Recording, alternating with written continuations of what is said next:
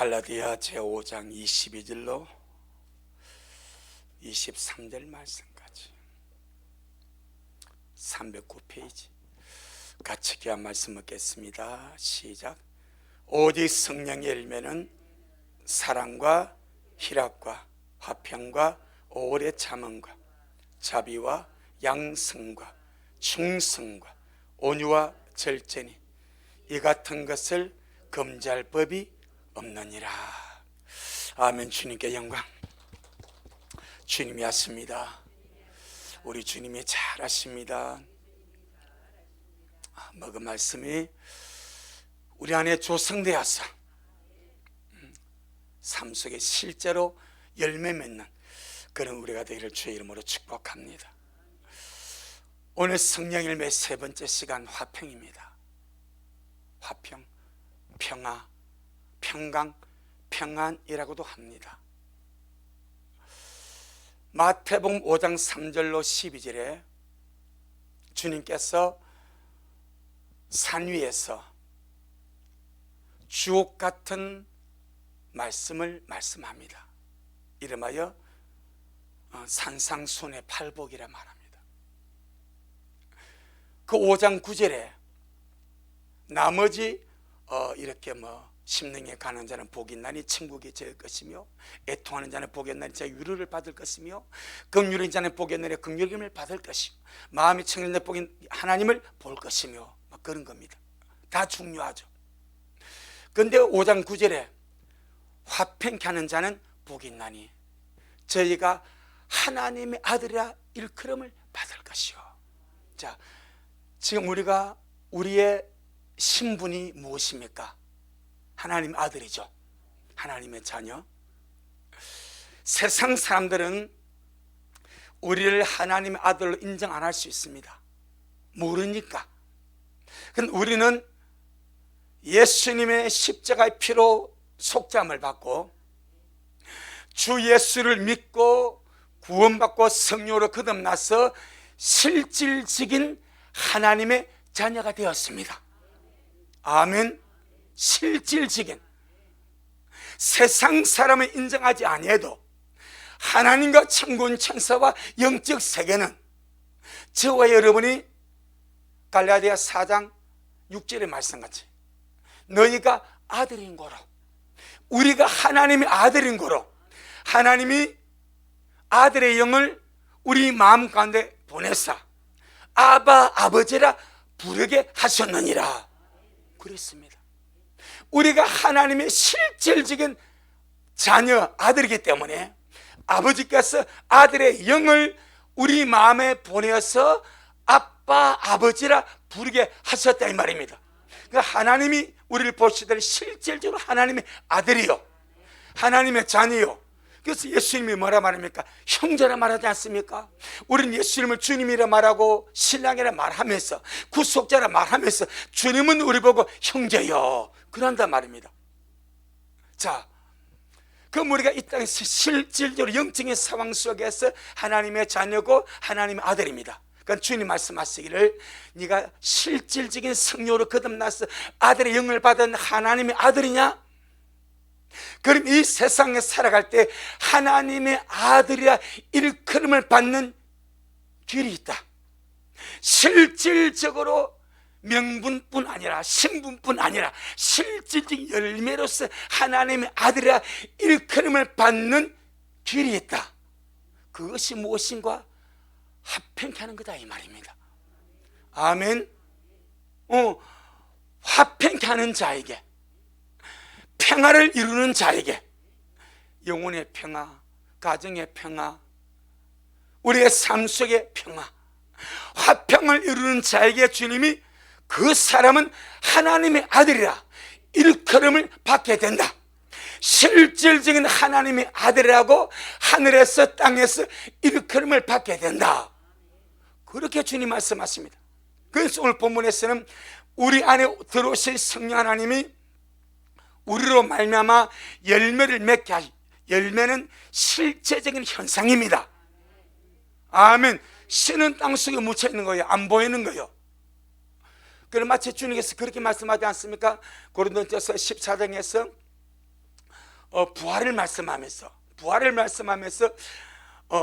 씨를 땅속에 심습니다. 그런데 주님이 그 씨에게 뭘 준다? 형체를 준다고 말하지 않습니까? 아멘. 전능하신 주님은 심은 씨에다가 형체를 주십니다. 이 비밀이 또 충만합니다. 우리는 씨를 심었는데 하나님은 그 씨에다가 형체를 줘버립니다. 물론 부활을 말하지만은 그 문맥상은 부활장인데 부활인데 영적인 적용은 어마어마한 거예요. 우리는 전부 다 삶 속에서 무엇을 심습니까? 씨를 심습니다. 특별히 말로서 씨를 심습니다. 나는 말로서 씨를 심었는데 주님은 그 씨에다가 뭘 주셔? 형체를 주셔. 형체는 모양이자 실제이자 열매입니다. 이 너무너무 중요한 거예요. 나는 믿음으로 씨를 심었는데 전능하신 하나님은 그 씨에게 형체를 주십니다. 열매입니다. 열매. 드러나는 역사입니다. 이 너무너무 중요한 역사의 원리요. 그러니까 우리가 주님 안에서 내가 하나님의 자녀가 되고 성령을 받아서 하나님의 아들이 내 안에 있으면 실질적으로 하나님의 아들로 드러나는 것이 뭐요? 화평케 하는 거다 이 말입니다. 그래서 성령의 열매가 세 번째가 화평입니다. 자, 그러면은 성령의 사람은 화평케 함으로 평화를 사랑하는 평화주의자가 되는 거예요. 성령의 사람은 화평을 사랑함으로 화평케 함으로 평화주의자가 됩니다.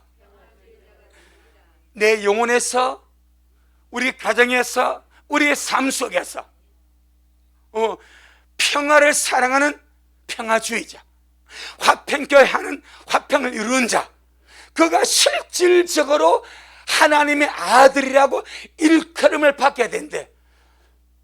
누구한테? 하나님께 첫째, 두 번째 영적 존재들에게, 세 번째 땅에 있는 사람들에게. 저 사람은 평화를 사랑하네, 저 사람은 화평하는 사람이네, 자기 속에 화평이 있고 가정에 화평이 있고 저의 모든 삶 속에 화평이 있네. 저 사람은 다툼이나 분열이나 미움을 사랑하지 않고 평화를 사랑하네. 그것을 보니 예수님을 닮은 하나님의 아들이구나. 그렇게 한다는 거예요. 지금 저는 세상적인 사상적인 어떤 평화주의자를 말하는 것이 아닙니다. 복음 안에서 화평케 하는 자는 복이 있나니 그가 하나님의 아들이라 일컬음을 받을 것이요.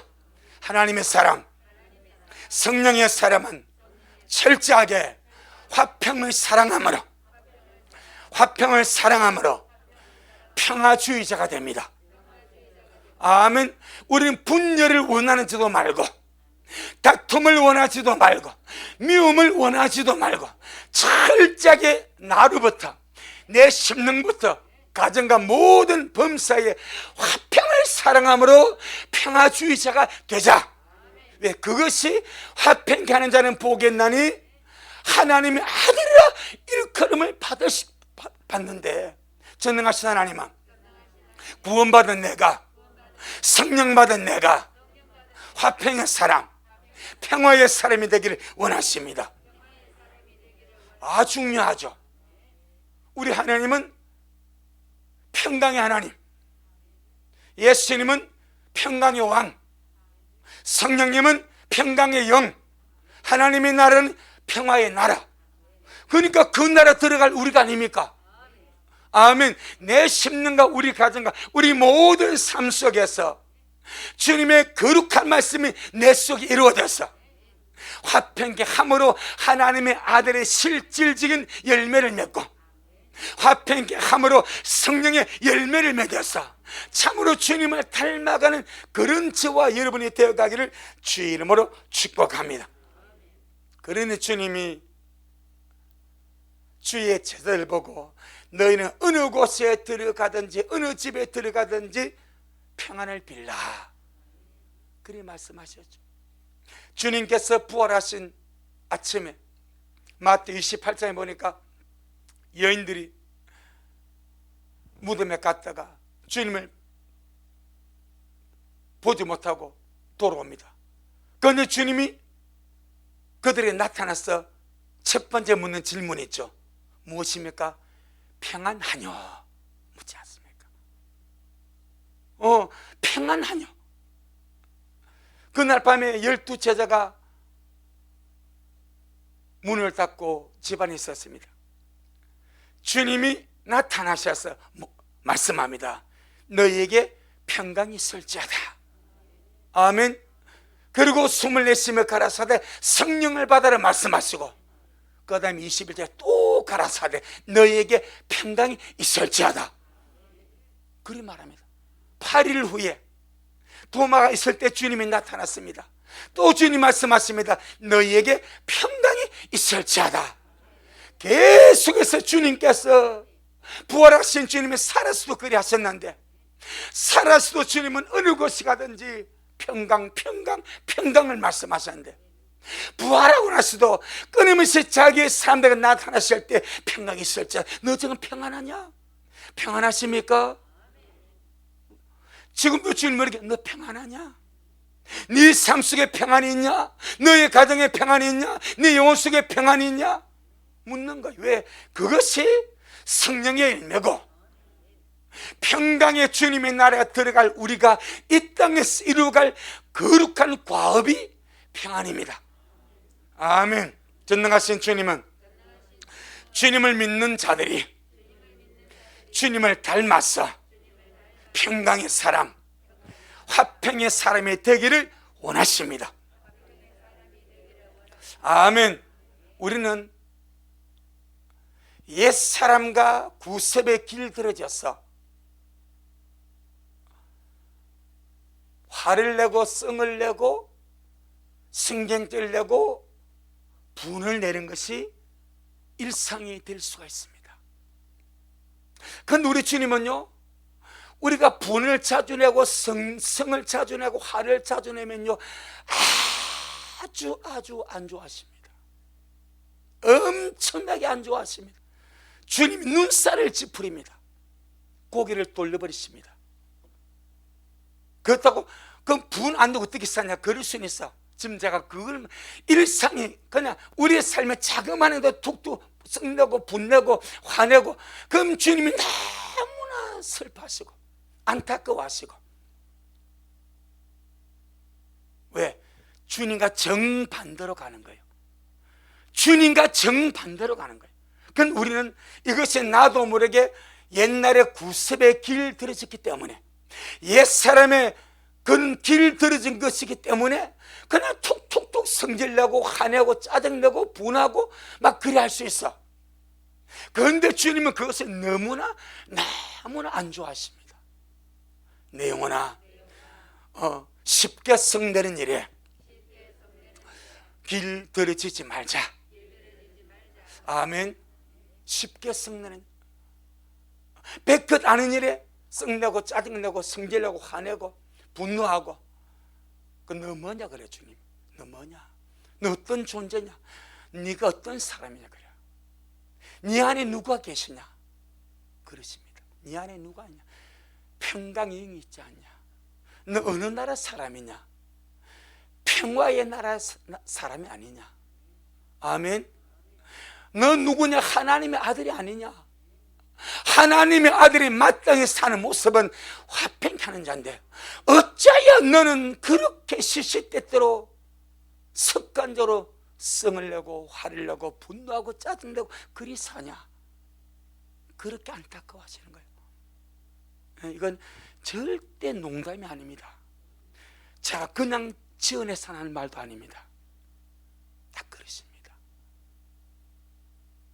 그래서 우리가 살아가면서 성질하면 안 되고 살 수는 없어. 그런데 주님이 이렇게 말씀하죠. 분을 내어도 죄를 짓지 말라. 분이 난다는 것은 속의 상태입니다. 감정의 상태입니다. 이 감정의 상태를 우리가 어떻게 잘 할 수가 없어. 분이 나는 것은 감정의 상태예요. 그런데 주님 하신 말씀이 분이 나도 속의 상태입니다. 뭐는 하지 마라. 죄는 짓지 마라. 이것은 속에 있는 화가 폭발하지 말라 이 말이에요. 주님이 가인에게 준 말씀이 그 말씀이죠. 아벨과 가인이 주님 앞에 제사를 드렸지 않습니까? 그러니까 하나님 아벨의 제사는 하나님의 방식과 뜻대로 드렸기 때문에 주님이 기쁘게 받았어. 근데 가인의 제사는 지 마음대로 드린 거예요. 왜 지 마음대로 됐습니까? 나는 농사 짓는다. 내가 수관 소산을 가지고 주는 게 제사 드려야지. 나는 양을 안 키우는데, 양을 안 키우고 나는 농사 짓는 자기 때문에 나는 내 방식대로 내가 수관 이 열매를 가지고 주는 게 제사 드리겠다. 이게 가인입니다.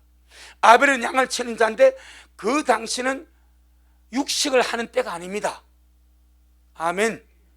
육식은 노아 홍수 이후에 주님이 허락하신 거예요. 그런데 아벨은 주님의 기쁨을 쫓아서 양을 친 거예요. 주님 앞에 제물을 드리려고.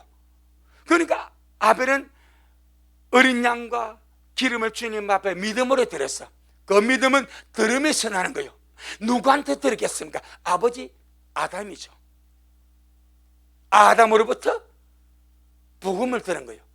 그때 아벨은 그걸 받아서 어린 양과 기름으로 주는 게 제사를 드렸고, 가인은 무슨 소리요? 나는 내가 수가 내 열매 드릴 거예요. 그래서 주님이 인간의 열매를 받을 수가 없습니다. 그렇다면 예수님 오실 필요가 없는 거예요. 그런데 하나님이 아벨의 제사와 아벨은 받았어. 가인의 제사와 가인은 주님이 안 받아버렸습니다. 이 드러나거든. 어떻게 드러납니까? 구약에서는요 받았던 어떤 흔적이 나옵니다. 아마 가인도 충분히 볼 정도로 아벨에게는 하늘에 불이 내려와서 소멸시키지 않았는가 받았던 증거로 가인의 제사는 가만히 있으니까 드러난 거예요. 그래 가인이 속에 뭐가 찹니까? 분이 찹니다. 분이 차니까 뭐가 바뀝니까? 안색이 바뀌어버립니다. 주님이 나타났습니다. 가인아, 네가 네 속에 분이 차면 무슨 일이냐? 네가 지금 안색이 변하면 무슨 일이냐? 네 속에 죄의 소원이 있다. 이게 분노입니다. 할렐루야. 하지만 너는 죄를 다스리라. 가인 속에 분노가 있는 것 자체를 주님 인정합니다. 네 속에 죄의 손이 분노입니다. 그 분노가 무엇입니까? 아벨을 죽이고 싶은 미움입니다. 그래서 주님께서 가인에게 나타나가지고 가인아, 지금 네가 썩낼 문제가 아니야.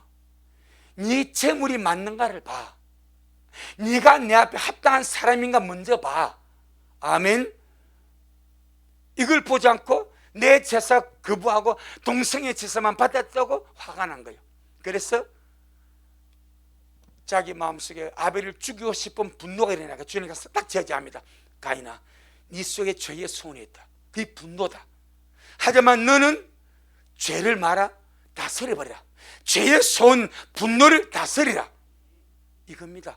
이것이 에베소 4장 27절입니다.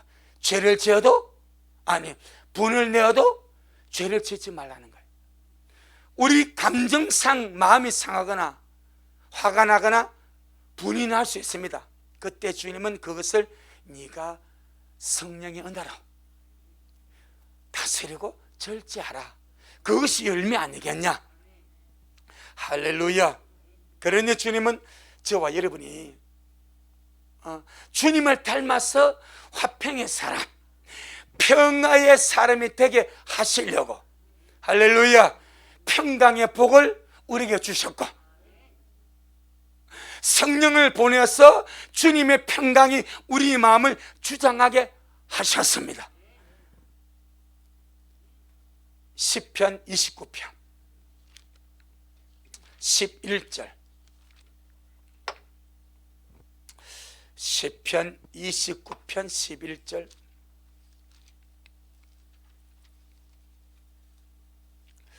자, 시편 29편 11절 시작. 여호와께서 자기 백성에게 힘을 주시며 여호와께서 자기 백성에게 평강의 복을 주시리로다. 아멘. 전능하신 주님이 나에게 날마다 힘을 주시고 전능하신 주님이 나에게 평강의 복을 주셨습니다. 우리는 평강의 복을 받은 자입니다. 복은 받았기 때문에 이 복은 누려야 됩니다. 왜 복을 주십니까? 누리라고. 누리지 못하는 것은 복이 아닌 거예요. 그 주님 우리에게 평강의 복을 주신 것은 네 삶 속에서 내가 준 평강을 누리라.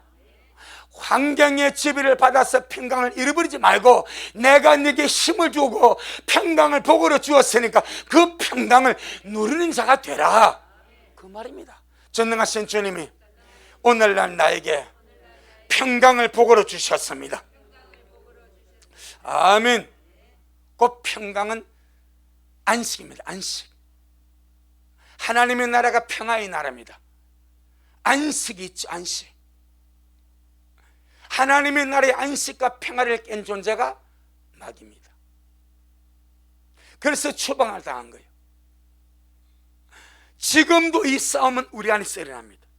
하나님은 우리 안에서 성령으로 말미암아 모든 상황과 사건과 환경 속에서 우리 개인의 어떤 감정의 흔들림 속에서도 주님의 평안이 우리를 주장해서 우리가 평화의 사람이 되어서 성령의 열매로서 화평을 맺기를 원하시고, 이 더를 월심하게는 수단과 방법을 가리지 않고 우리 속에서 평안을 빼앗아 가려고 내 속에 평안을 깨뜨려버리고 내 안에 안식을 깨뜨려버리고 몸부림치는 존재가 마귀인 줄로 믿습니다. 그러니 우리는 그 싸움이 우리 안에 실제로 일어남을 알고 매 순간순간마다 쉽게 무너지지 말자. 내 영혼아, 쉽게 무너지지 말자. 원수 마귀에게, 더러운 귀신에게 쉬운 자가 되지 말자. 뭔 말인지 아시겠습니까? 마귀가 톡 찔러도 푸르 화내버리고, 이렇게 콕 찔러도 또 화내버리고. 너무 쉽네. 완전히 마귀가 갖고 놀아버린대. 마귀에게 쉬운 자가 되지 말자, 이 말이요. 해픈 자가 되지 말. 성을 내고 화를 내 해프게 하지 말자. 아멘. 사람이 그렇지 않습니까? 영도 영을 알고 사람도 사람을 알고, 해픈 사람은 아무나 갖다 해프게 해버려. 근데 그러지 않은 사람은 아무나 접근을 잘 못해. 마귀 마찬가지.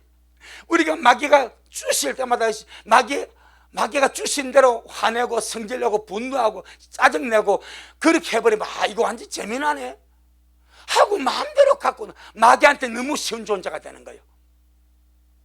그리 하지 말고 내 영혼아, 마귀에게 너무 쉽게 넘어지지 말자. 아멘. 너무 쉽게 넘어져. 쉽게 별것 아는 것에 화내고 짜증내고 성질내고 그건 일상이 그런 것이 되지 말자. 정말 중요한 말씀입니다. 그러면 정말 심각한 문제가 옵니다. 심각한 문제가 옵니다.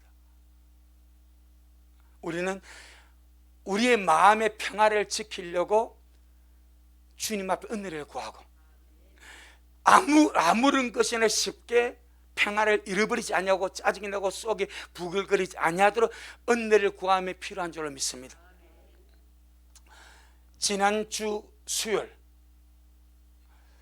제가 교회 오니까 죽은 사람이 와 계시고 내가 있었습니다. 찬양 올라옵니다. 목사님, 고양이가 똥을 쌌어요. 그래. 어디냐? 왜? 내가 그 주일 밤에 9시 반이 좀 넘어서 황립서 고에서 기도가 집에 가고 내가 주방에 내려갔습니다. 고양이가 씩 올라와 버려. 큰 놈이. 그래가지고 내가 문을 다 차단했어. 1시간 11시까지 차도 이놈이 없어. 지금 이 신통방통 한번 1시간 반을 온 다지 없어. 다음날 아침에 내가 방을 붙여놨어. 놀래가서 봤어. 고양이가 있을지 모르니까 놀라지 마시고 기도하시고 아침에 가면서 방을 붙여놓고 갔어. 다음날 와가지고 또 내가 다 뒤진데 이놈 고양이가 없어. 오후 5시나 돼가지고 내가 제 1층에 딱 밖을 보니 이 고양이가요 매실나무 앞에 내가 밥 주는 딱 앉아있더라고요. 그것이 월요일날 오후요. 목사님, 나 여기 있으니까 찾지 마시오. 딱 그런 것 같아요. 나 여기 있으니까 찾지 말고 편안시라고 알았다. 내가 해가지고 고양이밥을 줬어. 다음날 아침 화요일 와가지고 또 내가 고양이밥 주는데 그게 마지막 봉지였어요. 그렇게 주고 우리를 주고 화요일 수요일 내가 고양이밥을 못 줬어요. 없어가지고. 그랬더니 화요일 수요일 딱 오니까 똥을 보통 딱 정중앙 센터예요. 탁구다 옆에 딱 센터에 보란 듯이. 찬이 맞지? 그 죽은 사람이 채웠다니까 딱 보란 듯이 구석도 안에 딱 정중앙에다가 센터에다가 큼직하게 몇 등이 써놨다라고. 내가 그 예배전이요. 예배전에 내가 여기서 내 마음의 평안을 깨버리고 고양이를 미워하면 내가 말씀이 안 나가겠다라고. 내가 고양이하고 전쟁을 한 적 있지 않습니까? 밖에서 고양이가 똥을 싸도 내가 열이 받아가지고 저놈의 새끼 어떻게 하려고 내가 했는데, 이건 예배당에 들어와도 똥을 싸놨다니까. 근데 딱 예배 전이요. 그 내가 아무 말도 안 하고 일단 내가 말씀을 해야 되니까. 그리고 말씀 전하고 나니까 내가 고양이 밥을 사러 가야 되겠다 싶더라고. 그래서 반여동이나 운영员데리고 바로 코스트로 밥 사러 갔으면 거의 내가 봐도 정신없으시오. 가니까 고양이 밥이 다 떨어져 버렸어. 그래가 나와가지고 이마트로 또다시 가서 사가지고 교회가 11시요.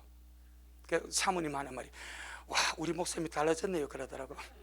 밖에서 똥만 싸도 쫓아져 돌들 목사님이 제 제일층에 들어가지고 딱 똥 싸는 고양이 밥 사러 두 군데나 돌아다녔으니, 그래 11시 와가지고 내가 밥을 줬어. 그래 잘 먹어라. 뭐 하려고? 내 평화를 안 깨려고. 내 마음에 예배 전에 내가 짜증 내버리고 예배 전에 내가 어떻게 해버려. 내 마음에 이거요, 저는 알거든. 이 내가 말씀하기 전에 마음의 평화 깨지 말씀이 안 나가버려. 이 완전히 막혀버리니까 완전 죽었어. 속담을 죽을 쓰는 거예요. 이걸 내가 아니까 이걸 말씀 나가기도 전에 똥부터 봤으니 이제 내가 내 마음을 다스려야 돼. 그 평안을 다스리고, 내가 저놈하고 내가 화해를 해야 돼. 그래서 내가 밥을 샀어요. 15kg짜리 사놨어요. 15kg. 그래서 지금 아침 저녁으로 주고 있습니다. 꼬박꼬박 내가 들어오지 마라. 뭘 말합니까? 어떤 상황을 통해서도 평화를 잃어버리지 않으려고. 할렐루야. 자, 골로새 3장. 골로새 3장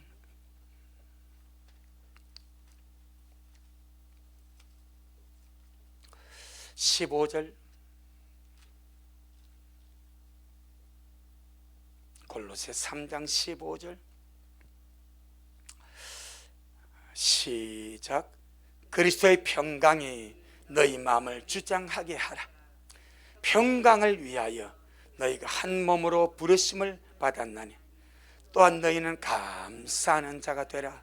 아멘. 그리스도의 평강이, 주님의 평강이 너희 마음을 주장하게 하라. 평안을 깨버리면 마귀가 그 틈을 타고 들어오니까, 귀신이 틈을 타고 들어오니까 평안을 깨지 아니하도록 주님의 평안이 너희 마음을 주장하게 하라. 할렐루야. 나는 평화의 사람으로 부름을 받았습니다. 지금 주님 말씀하시죠. 평강을 위하여 너희가 한 몸으로 부르심을 받았다. 평강을 위해서 부르심을 받았습니다. 내 속에 평화를 이루고, 가정의 평화를 이루고, 교회의 평화를 이루고, 내가 가는 곳마다 평화를 이루도록, 화평을 이루는 자가 되도록, 그래서 하나님의 실제적 아들로 살아가도록, 성령의 열매, 화평의 열매를 맺어가도록 하기 위해서 부르심을 입었다, 이 말입니다. 그런데 평안의 열매는 두 종류가 있습니다. 내적인 평안이 있고 외적인 평안이 있습니다. 내적인 평안은 외부적인 환경이나 어떤 상황이나 그런데 영향을 받지 아니하고 그도 내 속에서 주님만 바라봄으로 평안을 누리는 것. 할렐루야. 이것이 성령의 열매입니다. 그러니까 주님의 평강이 내 마음을 주장해서 그 평안을 유지해 가는 것이 중요합니다. 주님의 평안을 유지해 가는 것이 중요합니다. 그러죠. 도전자보다 챔피언이 되어서 그 챔피언의 자리를 유지하는 것이 중요하듯이 우리가 주님의 평안을 삶 속에서 유지하는 것이 너무나 중요합니다. 우리의 마음의 평안을 깨버리려 원수의 온갖 적태와 교만한 것이 얼마나 많습니까? 누구서마보다 평안에 깨지려고 하지 않습니까? 온갖 기사마보다 평안에 깨려고 하지 않습니까? 우리의 수많은 것들이 우리 마음의 평안을 깨뜨리고 몸부림칠 때 우리는 마음의 평안, 내적인 평안을 누리는 자가 되기를 바라고, 그 다음에 두 번째 외적인 평화가 있습니다. 이 외적인 평안은 안에는 평안이 밖으로 흘러나오는 거예요. 할렐루야. 그런 말 있지 않습니까? 집안에서 새는 바가지 밖에서 샌다고. 안에 평안이 있으면 밖에도 평안이 있고, 안에 평화가 없으면 밖에도 평화가 없습니다. 내 안에 평화가 없고 짜증이 나고 분노가 있고 원한인데 밖에서 무슨 평안이 있겠습니까? 그래서 내적인 평안과 외적인 평안은 하나를 이룹니다. 아멘.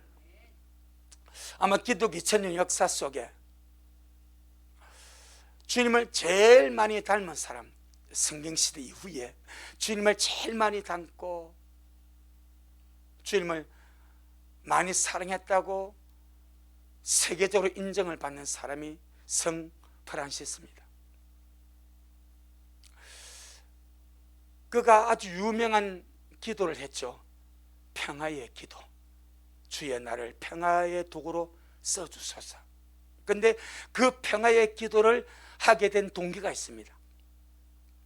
어느 추운 겨울날 눈이 많이 오는데 이 프란시스가 잠을 자려고 자리에 누웠는데 누가 밖에서 문을 똑똑 두드립니다. 그 문을 열고 보니까 나 환자가, 문둥병 환자가 발락 떨면서 나 너무 추우니까 잠깐만 집안에 있다 가게 해주세요. 그리 부탁을 하는 거예요. 그래서 잠을 자려고 하다가 그래도 이렇게 추우니까 나병 환자지만 들어오라고. 그래 집 안으로 모셔드렸습니다. 그 좀 있으니까 이 나병 환자가 제가 3일을 굶었습니다. 너무 배가 고프니까 먹을 것 좀 주세요. 그러는 거예요. 그래서 이 프란시스가 빵과 우유를 데워서 줬습니다. 그 좀 있으니까 오늘 하룻밤만 내가 여기서 자고 갈 수 있도록 허락해 주세요. 그런 거예요. 그 침대 하나밖에 없어. 그래도 짠하니까 그러시라고. 마음은 좀 불편한데 이 침대에서 주무시고 가라고. 그러니까 온몸에 막 고름이 나고 냄새 나고 엉망이야. 그 몸으로 침대 올라간 거예요. 그러니까 침대가 다 더러워졌지. 그런데 좀 있으니까 내가 지금 너무 추우니까 당신이 체온으로 나를 좀 데워주세요. 그러더래. 그래 프란시스가 그 말을 들으니까 좀 황당하기도 하고, 근데 마음에 그래, 예수님이 나 때문에 십자가에 죽어주셨는데 그래 하자 해가지고 그 문둥 환자를 꼭 품에 안고 있었대. 근데 잠이 들어버린 거예요. 잠이 들었는데 꿈을 꾸었습니다. 주님이 나타났습니다. 프란시스야, 네가 이렇게 나를 대접해 주는구나. 하늘에서 너의 상이 크도다. 그러더래. 그래 주님, 저는 주님께 아무것도 해드린 것이 없습니다. 라고 눈을 딱 떴는데 이른 아침이요. 보니까 문둥 환자가 없어. 그리고 침대 시트도 깨끗해져 있어. 그때 프란시스가 주님이 이 비천한 나를 그 문둥 환자의 모습으로 찾아주셨구나. 그리고 무릎을 꿇고 드린 기도가 주의 나를 평화의 도구로 써주소서. 그 기도입니다. 우리가요 삶을 살아가면서 참 주님의 마음을 가지고 산다는 거 저도 어렵고 여러분도 어렵습니다. 하지만 나는 할 수 없지만 주님이 내 안에 계셔서 하나하나 평화를 이루고 갈 때에, 화평을 이루고 갈 때에 성령의 거룩한 열매가 저와 여러분 속에 아름답게 드러나게 될 줄로 믿습니다. 그럼 마지막으로 이 평안 화평의 증거가 무엇인가? 우리가 평화를 말하고 화평을 말하는데 이 평안과 화평은 무엇을 증거하는 것인가? 할렐루야. 어떤 것의 증거고 어떤 것의 열매인가? 네 가지로 간단히 말씀을 드리겠습니다. 첫째, 평안과 화평은 생명 얻음의 증거요, 생명 있음의 증거입니다. 아멘. 자, 여호와 이레가 뭐요? 하나님이 예비하신다. 여호와 니시가 뭐요? 하나님의 깃발. 여호와 샴마가 뭐요? 하나님이 거기 계신다. 그 우리가 너무나 잘 쓰는 하나의 또 여호와 뭐가 있죠? 여호와 샬롬. 무엇입니까? 하나님의 평강이죠. 누가 그 고백을 합니까? 여호와 샬롬. 우리가 너무나 잘 아는 여호와 샬롬, 기드온이 고백합니다. 언제 고백합니까? 사사기 6장입니다. 사사기 6장. 구약성경 369페이지 사사기 6장 19절로 24절. 이것이 무슨 사건인가 하니까 아주 이 미디안이 계속해서 이스라엘을 괴롭히고 못 살게 하고 그랬어. 주님께서 그들의 부르짖음을 듣고 사사를 세워서 이스라엘이 미디안의 손에서 건지시려고 하나님이 여호와의 사자의 모습으로 기드온에게 나타났습니다. 할렐루야. 그러니까 기드온아, 내가 너를 들어서 이스라엘을 구원하고 싶다. 구원할게. 그러니 기도해. 그걸 주님 어떻게 믿습니까? 증거를 보여주세요. 그렇게 말하니까 그럼 가서 네가 재물을 가져와. 지금 그 사건 다음입니다. 자, 19절로 24절 시작. 기드온이 가서 염소 새끼 하나를 준비하고 가루 한 에바로 무교 전병을 만들고 고기를 소쿠리에 담고 국을 양푼에 담아서 상수리 나무 아래 그에게로 가져다가 드리매 하나님의 사자가 그에게 이르되 고기와 무교 전병을 가져 이 반석에 두고 그 위에 국을 쏟으라. 기드온이 그대로 하니 여호와의 사자가 손에 잡은 지팡이 끝을 내밀어 고기와 무교 전병에 대매 불이 반석에서 나와 고기와 무교 전병을 살랐고 여호와의 사자는 떠나서 보이지 아니한지라. 기드온이 그가 여호와의 사자인 줄 알고 가로되 슬프도소이다. 주 여호와여, 내가 여호와의 사자를 대면하여 보았나이다. 여기서 지금 기드온은 무엇을 두려워합니까? 이스라엘의 생각에는 하나님이나 하나님의 사자를 보면 만다 죽는다는 인식이 깔렸습니다. 그래서 두려워하는 거예요. 자, 23절 24절 시작. 여호와께서 그에게 이르시되 너는 안심하라, 두려워 말라, 죽지 아니하리라 하시니라. 기드온이 여호와를 위하여 거기서 단을 쌓고 이름을 여호와 샬롬이라 하였더라. 아멘. 여호와 샬롬이 무엇입니까? 하나님의 평화입니다. 기드온이 여호와의 사자를 보고 죽음의 두름에 사로잡혔습니다. 내가 여호와의 사자를 보았으니 이제 어찌 살고 이제 죽겠거나 두려워서 하는데 주님 나타나신 말씀이 안심해라, 두려워 말라, 마지 아니라 죽지 아니하리라. 이 말은 생명을 얻었다 이 말입니다. 아멘. 자, 지금 기드온은 죽음의 공포와 두려움에서 떨고 있다가 하나님이 그에게 죽지 아니하니까 안심하고 두려워 말라고 은혜를 베풉니다.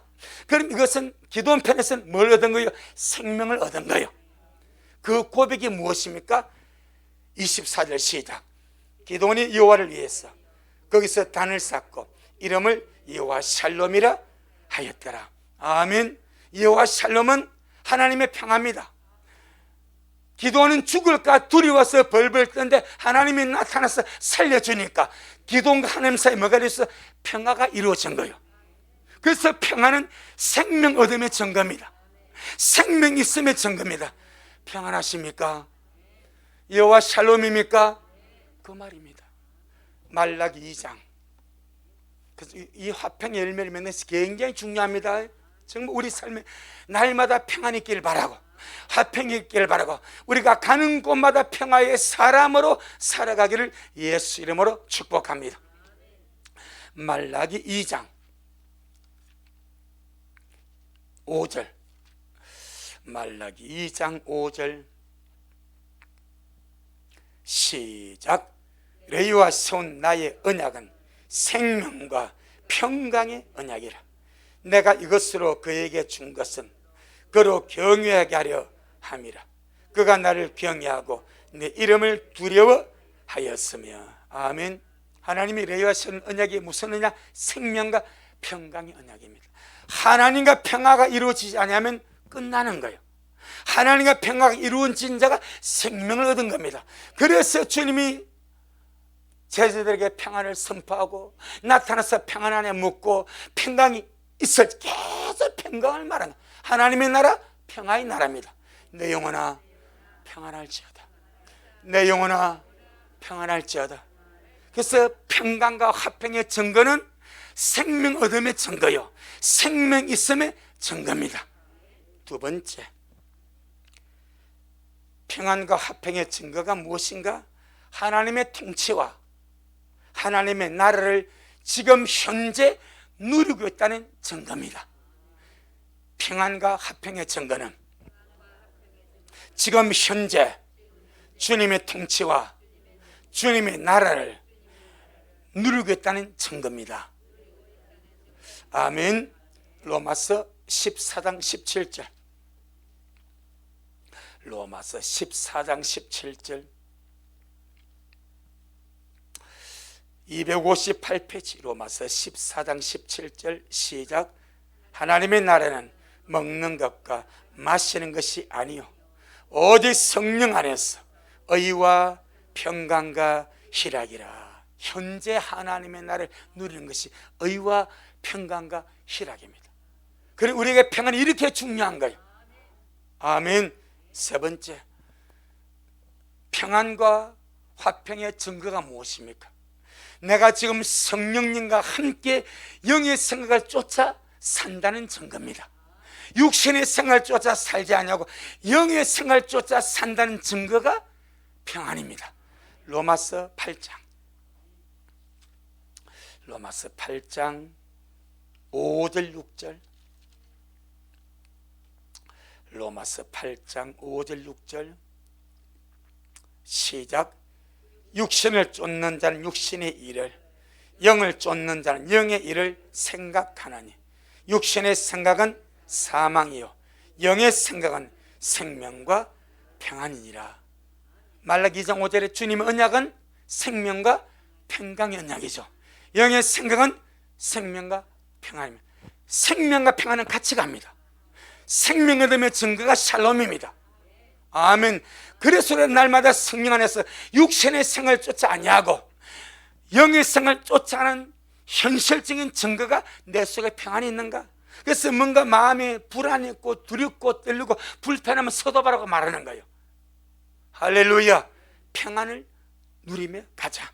마지막으로 평안과 화평의 증거는 지금 내가 하늘의 지혜로서 살고 있다는 증거입니다. 아멘. 야고보 3장. 하늘의 지혜, 위로부터 난 지혜로 살고 있다. 그 증거가 화평입니다. 야고보 3장 17절로 18절. 야고보 3장 17절로 18절. 374페이지 시작.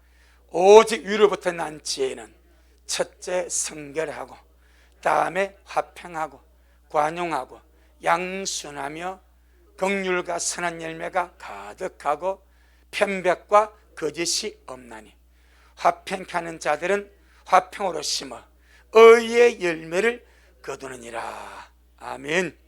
바로 이 화평이 하늘로서 난 지혜입니다. 하늘의 지혜로 살거든 증거가 성결함이고 화평함입니다. 때문에 저와 여러분 마태복음 5장 9절 말씀같이 날마다 삶 속에서 자신과 평화하게 있기를 바랍니다. 가정에서 타인과 평화하게 있기를 바랍니다.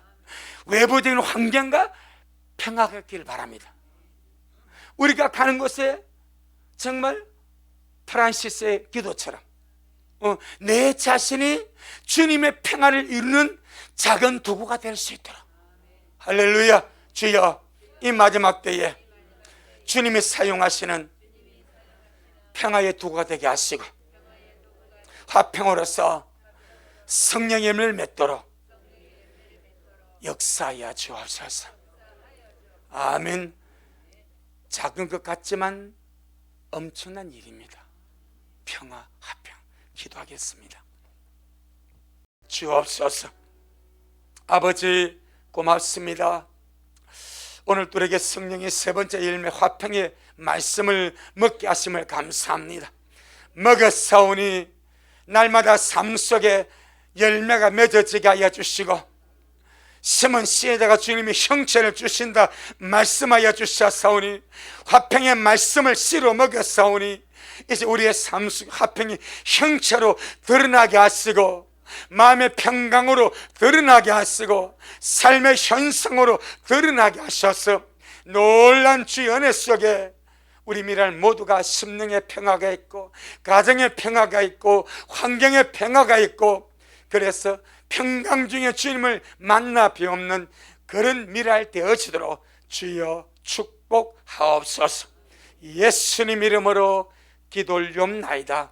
아멘. 하늘에 계신 우리 아버지여, 이름이 거룩히 여김을 받으시오며 나라가 임하옵시오며 뜻이 하늘에서 이룬 것 같이 땅에서도 이루어지이다. 오늘날 우리에게 일용할 양식을 주옵시고 우리가 우리에게 죄 지은 자를 사하여 준 것 같이 우리의 죄를 사하여 주옵시고 우리를 시험에 들게 하지 마옵시며 다만 악에서 구하옵소서. 나라와 권세와 영광이 아버지에게 영원히 있사옵나이다. 아멘.